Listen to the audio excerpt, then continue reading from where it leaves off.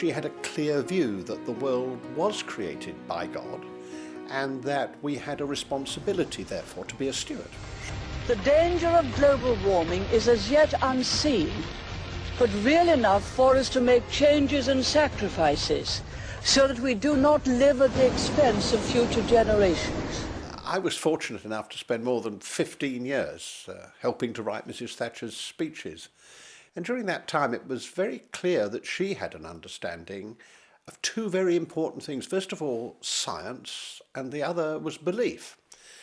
She had a clear view that the world was created by God and that we had a responsibility, therefore, to be a steward. She talked about that a lot. And then she also had the science. She was a scientist, and she very soon recognised that climate change was happening, that there was such a thing as global warming, and that that was clearly true.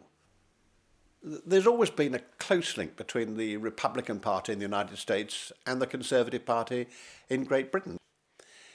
And one of the things that we hold in common is that we have been the parties that have done more for conservation, for protecting wildlife, for ensuring that we have great national parks than anyone else.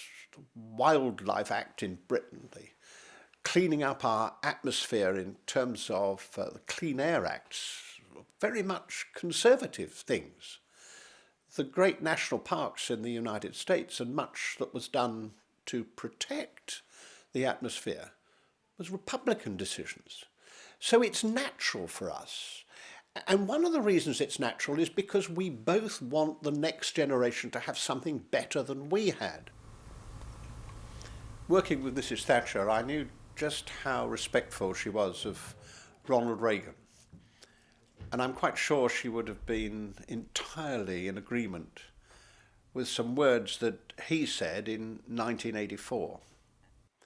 I just have to believe that with love for our natural heritage and a firm resolve to preserve it with wisdom and care, we can and will give the American land to our children, not impaired, but enhanced. And in doing this, we'll honour the great and loving God who gave us this land in the first place. I think Catholics have really got to be involved in this. I mean, I really do think that Catholics have got to say, I am not going to support candidates in elections who do not put climate change clearly as a serious central part of their policy.